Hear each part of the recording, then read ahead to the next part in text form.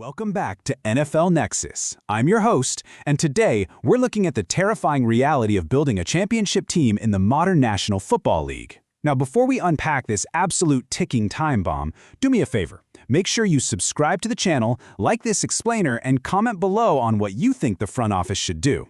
And hey, if you want to support the obsessive deep dives we do here at NFL Nexus, consider becoming a channel member. Okay, let's set the scene. February 8th, 2026. The confetti is raining down on Levi's Stadium. The Lombardi Trophy is hoisted up into the California night sky. And you know, we often look at Super Bowl champions in that specific, glorious moment, and we just assume they've reached the mountaintop, right? We assume the hard part is finally over. But in the NFL, the absolute second that confetti stops falling, a brutal, entirely unforgiving clock begins to tick. Today, we are examining the Seattle Seahawks. They are the undeniable kings of the football world right now, having just captured their second championship in franchise history. But listen to me carefully. Beneath the surface of that parade, beneath the champagne showers and the endless media tours, lies an absolute salary cap nightmare. The bill has officially come due for the 2026 offseason, and it's a price that could literally dismantle this team from the inside out. Everything changed in a matter of seconds. I really want you to think about the sheer gravity of that sentence for a moment. The roar of the crowd, the final whistle, the sheer unadulterated euphoria of victory.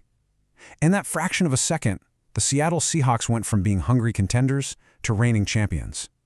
But simultaneously, behind closed doors, in the quiet, sterile offices of their front office, the reality of their aggressive roster building completely shifted.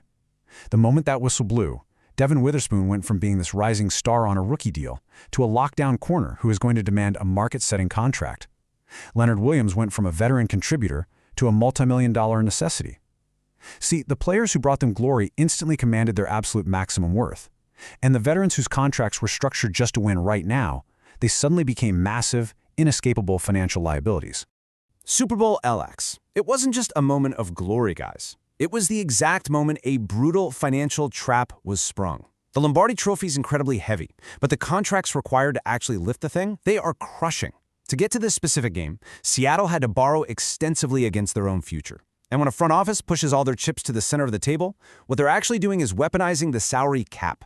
They're using void years. They're restructuring base salaries. They strategically convert current players' salaries into these massive signing bonuses, basically spreading the cap hit into future years, often when that player might not even be on the roster anymore. It's like maxing out 3 different credit cards to throw the ultimate party. It creates this brilliant, artificial window of immense purchasing power in the short term, but it absolutely guarantees financial devastation later. And for Seattle, later is right now. They knew that if they won, the 2026 offseason was going to require a miraculous, almost impossible tightrope walk of cap management. Part 1. The Super Bowl LX Hangover. We are officially entering a phase where yesterday's championship immediately becomes tomorrow's deepest burden. You got to understand, the league is meticulously designed for parity. It is built from the ground up to tear down great teams through the rigid salary cap and the reverse order of the draft. Staying at the top is infinitely harder than getting there. So, how did Seattle even get here? Well, the sheer audacity of general manager John Schneider literally cannot be overstated.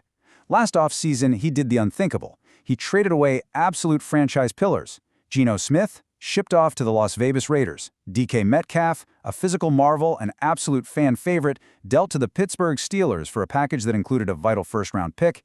It was a masterclass in ruthless efficiency. Schneider took a massive swing and elevated Sam Darnold, a quarterback pretty much everyone had entirely written off, into the role of franchise savior on a cheap one-year bridge deal. That single move allowed the team to allocate critical funds to the defensive side of the ball. And with Metcalf gone, Jackson Smith-Njigba was basically given the keys to the receiver room. And what did JSN do? He absolutely exploded. He won the NFL Offensive Player of the Year award and secured a staggering 4-year, $168 million extension. All of this, every single crazy gamble, culminated in securing that second Lombardi Trophy. But every single action has an equal and opposite reaction, and Schneider's insanely aggressive trades left behind some incredibly toxic assets. Part 2. Cooper Kupp's costly contract. The dark side of this roster begins with a massive financial horror story. The disparity between cost and output right now is it's absolutely agonizing. Cooper Kupp, a man who once won the receiving Triple Crown, is carrying a $17.47 million cap hit for the 2026 season. That is the 4th highest charge on the entire Seahawks roster. But look at the return on investment 2025, it was alarming. 47 receptions, 593 receiving yards, 2 touchdowns. 2. That is his lowest output since his 2018 season. I mean, his route win rate plummeted below league average for the first time in his entire professional career. He spent weeks sidelined by nagging hamstring and ankle injuries, completely unable to generate that explosive, immediate separation that once made him just totally unguardable out of the slot. He struggled immensely to stay on the field, his burst is visibly fading, and yet he is eating up nearly $18 million of precious, desperately needed cap space. It is a disastrous albatross hanging squarely around the neck of this offense. But the real tragedy here, it's how unavoidable this actually became. Triggered, $9 million became fully guaranteed in February 2026. See, there was rampant speculation all off-season that Kupp would be a traditional cap casualty, that Schneider would intelligently just cut his losses, thank Kupp for his veteran locker room presence, and aggressively move on. But the February deadline came and went, and Kupp remained on the roster. Why on earth did John Schneider let this happen? Well, because no other team in the National Football League was willing to orchestrate a trade to take on a 32-year-old receiver with a base salary that astronomically high and a medical chart that incredibly thick. Furthermore, the mechanics of his 3-year, $45 million deal severely trapped Seattle. If they had cut him outright, the dead cap penalty, which is basically the massive sum of unamortized signing bonus money instantly charged against the salary cap for a player who isn't even on the team anymore, would have been completely catastrophic. So once that February date passed, $9 million of his salary locked in is fully guaranteed. The trap just snapped shut. Seattle is now forced to pay a rapidly declining asset premium, top market money. Understanding the reality of this receiver room is absolutely crucial to seeing the full picture of this crisis. On one hand, you have the ghost of Cooper Kupp's prime, a 3-year, $45 million deal for a player who physically cannot stay healthy and whose target share has just completely fallen off a cliff. On the exact opposite hand, you have the urgent, incredibly expensive future, Rashid Shaheed. Seattle had to trade a 4th and a 5th-round pick to the New Orleans Saints mid-season just to inject some much-needed vertical speed into the offense. And look, it worked flawlessly. Shaheed's dynamic route running stretched defenses incredibly thin, but keeping him from hitting free agency cost them a brand-new 3-year, $51 million extension. Combined, Kupp and Shaheed are projected to consume a staggering 15% of the Seahawks' total offensive salary cap. The Seahawks are basically paying massive money to both the past and the future at the exact same position, simultaneously. It's an unsustainable, super heavy tension on the salary cap, draining essential resources that are desperately needed elsewhere, specifically deep in the trenches on the other side of the ball. Part 3. Securing the defensive anchor. All right, so a massive looming crisis threatens to tear the absolute heart out of this championship defensive unit. Leonard Williams has experienced a total, undeniable career rebirth. He was an absolute terror in 2025, 18 sacks, 25 tackles for loss, and a mind-boggling 50 quarterback hits. I want you to think about the sheer physical violence of 50 quarterback hits over a grueling regular season and playoff run. He didn't just accumulate those numbers by overpowering tight ends on the edge, okay? He was rushing primarily from the 3 technique, utilizing highly complex defensive line stunts, slanting hard inside, and exploiting the A-gaps with a violent, literally unblockable first step. Ever since coming over from the Giants in 2023, Williams has been a foundational revelation, culminating in second-team All-Pro honors this past year. He is the specific reason opposing offensive coordinators lose sleep on Thursday nights. He consistently collapses the pocket, anchors the run defense, and completely sets the violent tone for the entire defensive front.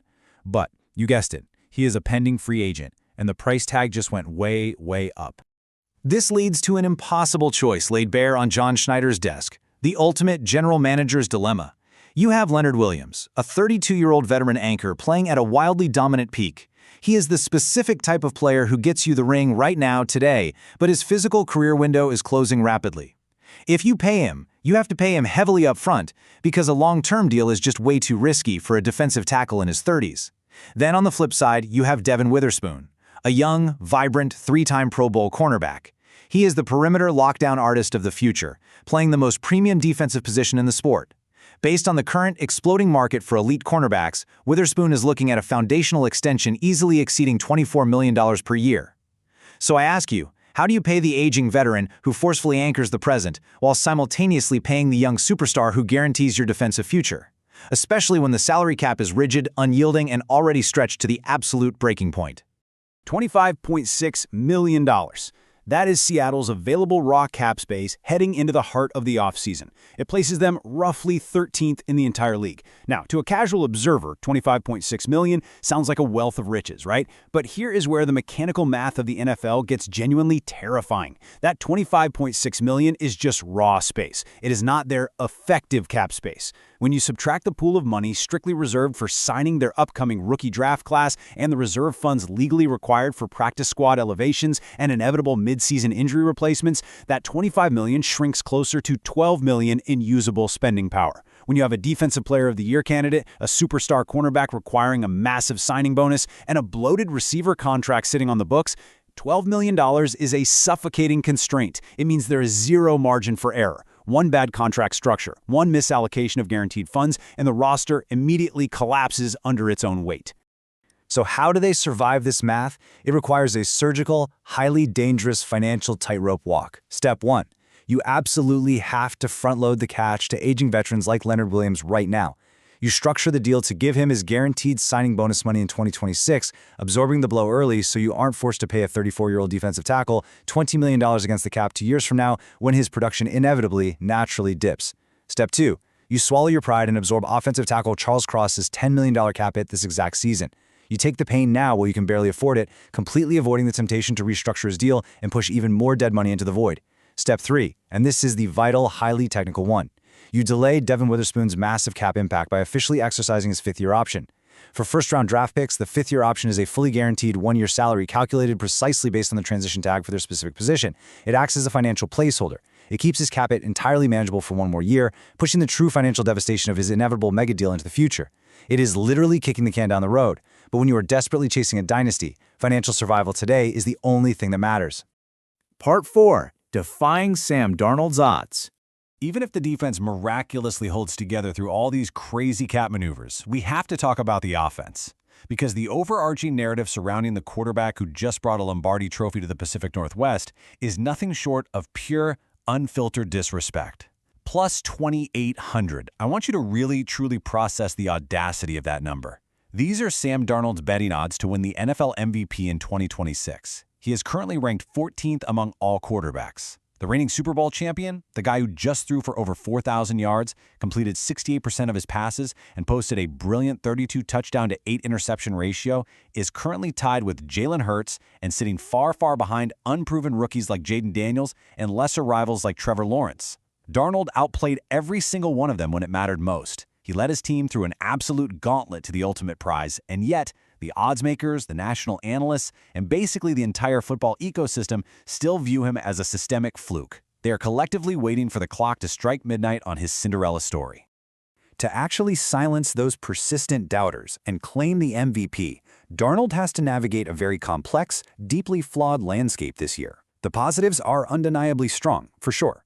He finally gets a full, uninterrupted offseason to build deep chemistry with vertical threat Rashid Shaheed. That specific element of the passing game could be uniquely lethal. He also has an elite defense that will theoretically continue to force turnovers and consistently hand him advantageous field position.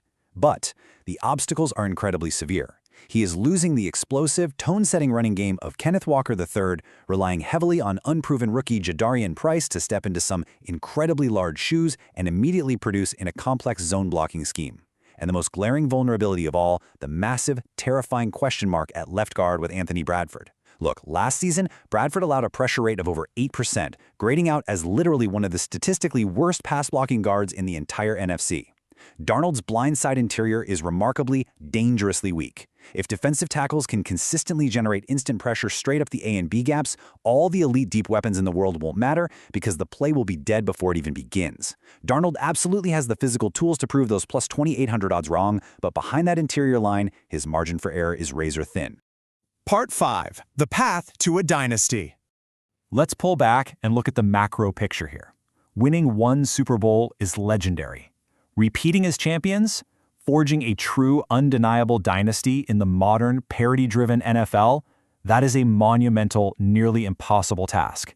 And the Seahawks are attempting to do it while fighting a brutal war on two totally distinct fronts, on the field against their opponents and in the front office against an accelerated timeline. 2025 was the absolute peak, the Super Bowl LX victory. Now in 2026, they are playing defense against their own ledger. They're forced to eat the $17.47 million Cooper Kupp cap hit and desperately trying to keep their defensive line intact via the franchise tag and void years. But look ahead to 2027. Even if they survive this current year, next year brings the heavily looming retirements of elite edge rusher DeMarcus Lawrence, who will be 34, and interior defensive tackle Jaron Reed, who will be 33. The veteran depth chart will begin to violently evaporate, and by 2028, a massive defensive free agency exodus awaits. Crucial rotational guys like Mike Morris, Uchenna Nwosu, and potentially Leonard Williams once again will all hit the open market simultaneously. The championship window isn't just closing, it is actively, aggressively slamming shut with every passing week of the offseason. Which leaves us with the ultimate multi-million-dollar question. Can this heavily burdened, intensely financially strained roster actually defy the mathematical odds, navigate the immense dead weight of bad contracts, overcome the blatant disrespect of the odds makers, and forge a true modern dynasty? Or will the ruthless, completely unforgiving mechanics of the NFL salary cap tear them apart, piece by piece, dollar by dollar, until absolutely nothing of the championship core remains? It is a terrifying, extremely high-stakes prospect for the Seattle front office. Let me know what you think in the comments below. Would you have heavily front-loaded Leonard Williams to chase the ring today, or save the long-term money for Devin Witherspoon's extension tomorrow? Make sure to hit that like button, subscribe to NFL Nexus for more deep dives into the complex mechanics of the game, and please check out our channel memberships to support this explainer series. I'll see you next time.